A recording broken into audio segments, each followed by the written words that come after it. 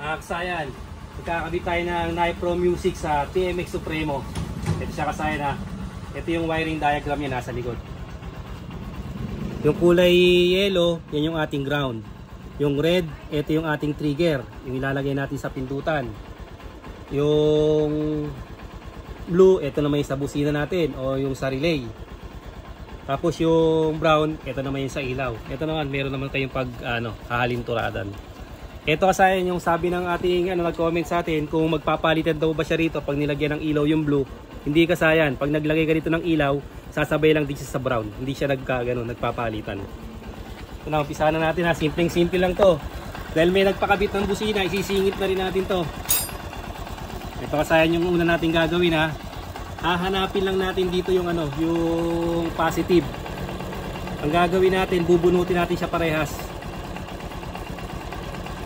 Bubunutin natin parehas kasayan ha. Tapos ilalagay natin to sa sa body ground. Diba? Lagay natin sa body ground. Pag nilagay natin sa body ground, wala siyang iilaw dapat kasayan na walang iilaw ha. Dapat wala siyang iilaw ha. Kasi ang hinahanap natin dito positive trigger. Yan, wala siyang iilaw ha. Iilaw lang yung positive yan pag pinindot natin. Kasi walang kulay parehas black eh. Nakasaya na, wala. Kabila.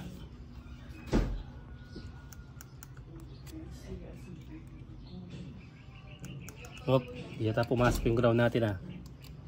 Ground, positive. Nakapatay pala kasaya, nakapatay lang yung natin.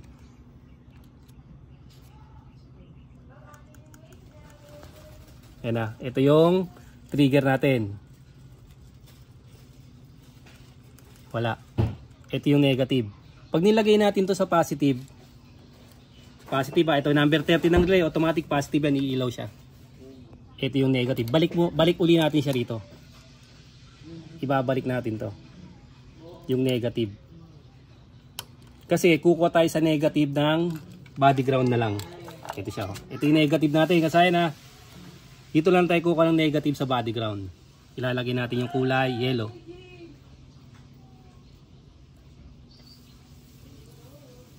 Kulay yellow kasi na. Tapos yung pindutan, ito na siya.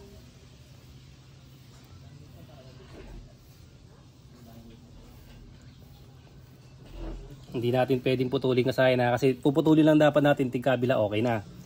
Ito hindi natin siya puputulin kasi tutorial lang natin to. Pangsuksok natin yan. Gagamitan natin siya ng pangsuksok.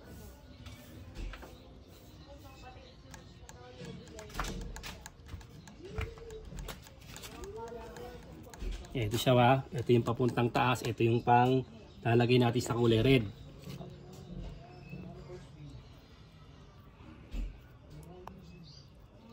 Ito sa kulay red to ha. Kailangan natin ng long nose dito. Ito ay pantusok natin. Wala. Babalikan namin kayo kasi kukuha lang ako ng long nose tsaka yung pantusok para mabilis lang tayo. Kasi nailabasan natin siya. Ito lang isa ha. Naikabit na natin yung kulay yellow, yung ground. Ngayon, itong isa na to, itong papataas, ikakabit na natin dyan yung kulay yung kulay red o yung trigger sa busina. Kasi ito yung positive trigger ng busina. Siya kasaya na. Tapos yung kaputol nyon, yung hinugot natin, ito na siya. Yung pinaghugutan sa relay. Ito siya. Nilagyan ko lang siya ng ng terminal. Papasok natin yan dito. Kung baga sa shortcutan, putulin nyo lang yan, lagay nyo lang yung tagkabila, okay na siya. Ito din natin pwedeng putulin, tutorial lang tayo dito. Yan. Tapos itong brown, ito yung paglalagay natin ng ilaw. Dito natin lalagay yung positive. Ito halimbawa yan ito yung positive natin. Positive, tapos lalagay lang tayo ng negative. Ito ngayon yung body ground natin na.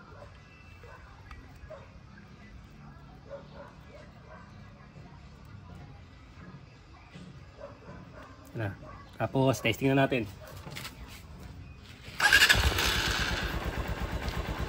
Ordinary sounds niya. Tapos pagka nag-set tayo rito, tali ba, magdikit ha. Yan. Number 2, yun yung rapid horn nya. Sabay na kagad yung ano natin. Number 3. Number 4.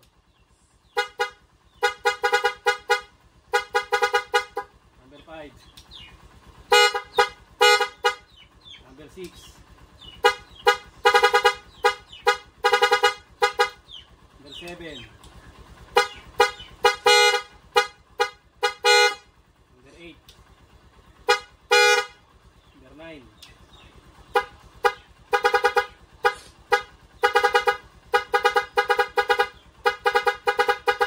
Number 10.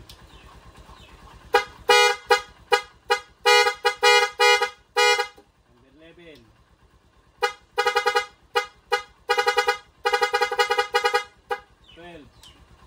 12 to kasaya na lang.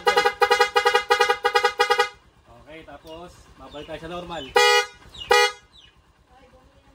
Rapid horn. Ito kasaya na, ganun lang kasaya kasimple ha, pero i-review natin sa mabilis na paraan yan. Kahit magdagdag pa kayo ng ilaw dito kasaya po pwede ha. Ito siya ha. Kung puputulin nyo to kasayan, etong papataas na to, papuntang pindutan, dun nyo ilalagay yung red. Tapos ito naman yung blue. Ito dahil di natin pwedeng putulin, ito yung blue. Pero ang totally niya magkaduktong pa rin yan kasi pinaghiwalay lang siya. Ayan, pinaghiwalay lang, di lang siya pinutol sa gitna. Pero yung pa rin ang totally na lalabas sa kanya. O, tapos yung ilaw sa kulay brown, yung positive tas negative body ground. Tapos yung kulay dilaw natin, ayun body ground sa pinaglagay natin ng ano ng tornilyuhan ng busina, ayun, kahit alin o kaya kulay green. Solid green. Hanapin nyo lang yung positive dito ha. Pag bumusina kayo, yun ang iilaw. Pag nilagay nyo yung test light sa ano, sa ground. Paglagay kayo sa body ground, ilagay sa body ground, tapos pag bumusina kayo, inusok nyo yung ano nyo, inusok nyo siya, iilaw siya, sasabay sa ilaw. Ayun siya. Iilaw siya. Ganun lang kasayan yung paglalagay ng ano ng Nipro Music sa TMX Supremo. Napakasimple lang, pare-parehas lang ng paglalagay niyan. Pati sa mga stock horn, parehas lang ang paglalagay. Putulin nyo lang yung positive, tagkabila yung red at saka yung blue, tapos negative yung dilaw, sa ilaw yung brown.